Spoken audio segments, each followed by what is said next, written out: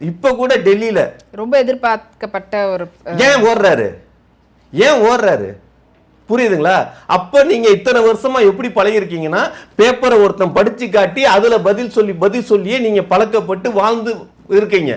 நின்னு பதில் பேசுறதுக்கு உங்களுக்கு வக்கு இல்ல, துப்பு இல்ல, திராணி இல்ல அப்படின்னு நான் முதலமைச்சர் சொல்லல.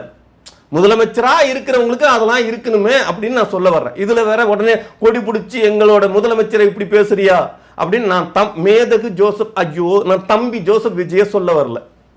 புரியுதுங்களா? இப்ப இடைத்தேர்தல்னு ஒண்ணு வருது இல்லையா, எல்லாத்தையும் விலைக்கு வாங்கிட்டாங்களா?